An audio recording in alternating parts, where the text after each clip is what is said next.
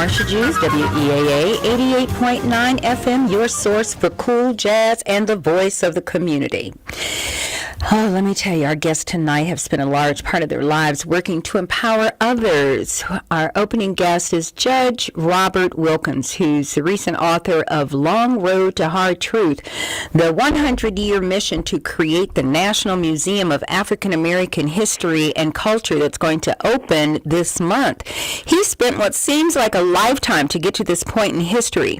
We will discuss how he recalls as a young lawyer attending the wake of a fellow congregant, paying his respects to the family. He listened to the anecdotes of his elders of joyous courtship rituals and family life from long ago, and attending all-black, one-room, ramshackle schoolhouses, the indignities inflicted on African Americans, but also the camaraderie at the marches and sit-ins during that movement, the civil rights movement. We'll also have in the second part Miss A. Shanice Washington, who is the president and CEO of the Congressional Black Caucus Foundation. She oversees the CBC's public policy on research, education, and fundraising initiatives, most notably the annual legislative conference, which is coming up next week, a 5-day policy, actually it's this week, that draws prominent figures from across the nation in academia, business, entertainment, and politics to discuss the upcoming issues that surround the citizens of our nation. All this and much more tonight. Keep it moving with MARSHA JEWS, WEAA 88.9 FM. Please stay tuned. We'll be right back with Judge Wilkins, as usual.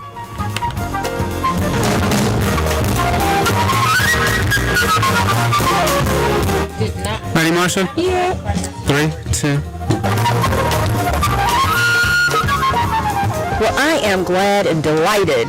This book had me mesmerized. Judge Wilkins was appointed to the United States Court of Appeals for the District of Columbia Circuit on January 2014. He's a native of my home state, but he's from Muncie, Indiana. He obtained his B.S. in chemical engineering from Rose-Hulman Institute of Technology and J.D. from Harvard Law School. He served as a law clerk to the Honorable Earl Gilliam of the United States District Court, and he's been involved in and around California and in the District of Columbia in law, being either in a law firm or just doing judicial affairs.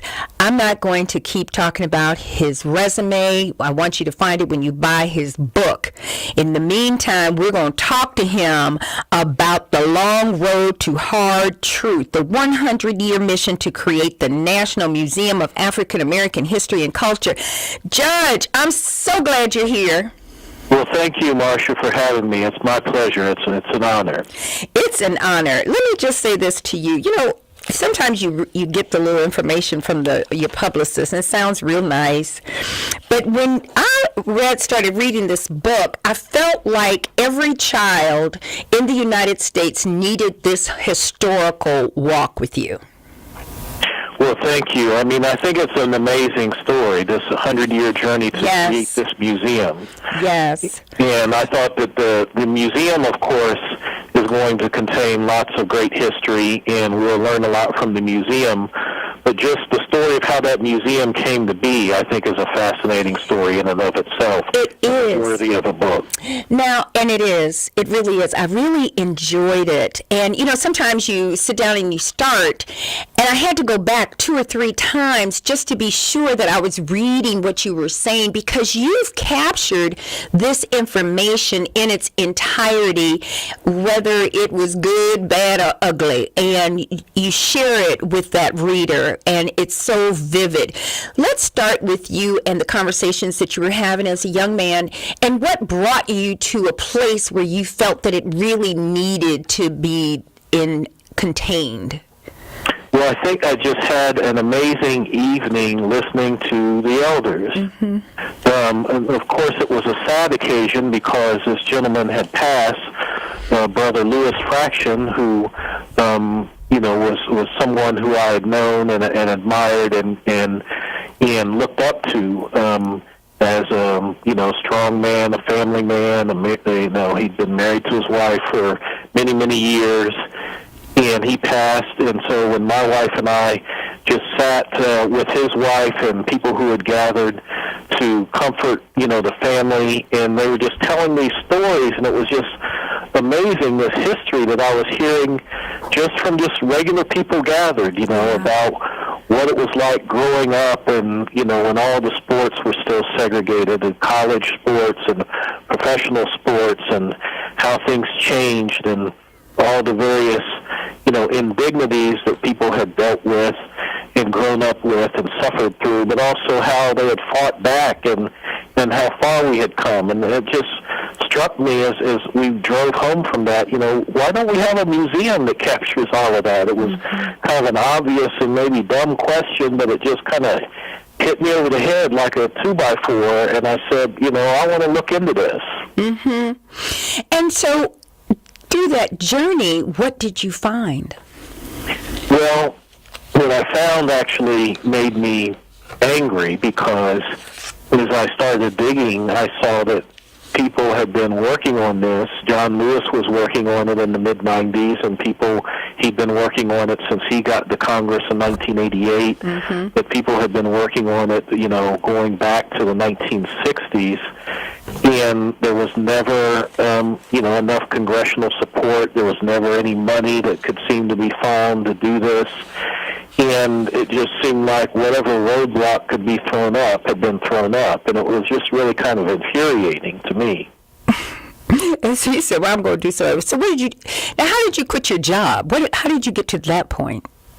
So, I guess I got eased into working on this until I got to the point where you could fairly say I was obsessed.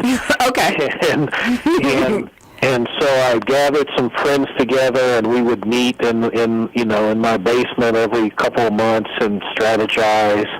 And some of them worked on the Hill, and some of them worked in other, areas. Who are these people? Can you say their names? So yeah, there was one was Stephanie Robinson, who is a commentator with the Tom Joyner Morning Show now, and teaches at Harvard.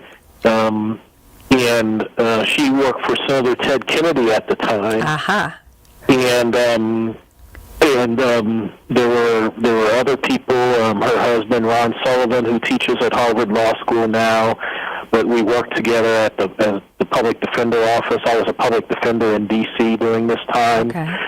And there were several others, and so we started trying to figure out what to do. We eventually said, well, let's incorporate and create a nonprofit so that we can raise money. Mm-hmm. And maybe get some grant funding to do some things. But it was just something that working on this part-time, we didn't really feel like there could be traction to get it going. What was the name of the nonprofit that you created? It was called the National African American Museum and Cultural Complex, Inc., because we saw that there wasn't really a good political environment in Congress to create the museum, so we thought, well, maybe we can find a way outside of Congress to do this, working maybe with the D.C. city government, working with, a developer and doing like a public-private partnership. Okay. We just didn't want to put all our eggs in one basket and with working with Congress. If that could work, fine, but if we could do something outside of Congress, we wanted to try that too. Mm-hmm. Mm-hmm. And it got to the point where, I went to 3 days a week on my job and was basically working the other 4 days on this museum. And then, I saw that I really needed to work on this full time, and my wife and I talked about it. And I jokingly say that I must have given my best closing argument ever. As I convinced her to let me quit my job when she was 7 months pregnant with our second child. Oh, you were brave, first of all, to even take that to her. I love it. And she was phenomenal to say, let's do it. Yeah, she deserves sainthood. Yes, she does. Yes, she does. Because I would have looked at you like you had lost your mind for real. What? She this museum was as important to her as it was to me. It was a shared vision.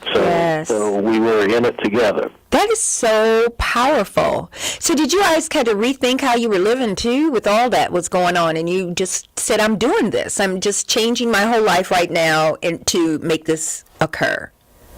We did. We had to, we had to take our son.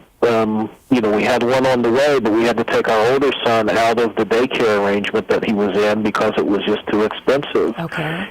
On one salary. Mm-hmm. And so instead of being at a federal government daycare, he was with a neighborhood woman. And, it was perfectly fine and safe and everything, but it really hit me the morning that I dropped him off for the first time, because it was like people get in waiting lists for these spots at these federal government daycare centers for months or even years in advance, and they're these beautiful sparkling facilities, and I started to wonder whether I was sacrificing my son's quality of life for this dream. And it really kind of hit me that, in some sense to me, at that point, I said, failure's not an option. I'm sacrificing my family and my son for this. We got to make this museum happen. And I think that the reality is, Judge, you couldn't have done it any other way. And it was that 120% all in, and the whole, I guess, agreement and commitment that your wife made with you to affect this change. And we have lots more to talk about, but it's a powerful statement, and I just applaud you. I just applaud you. And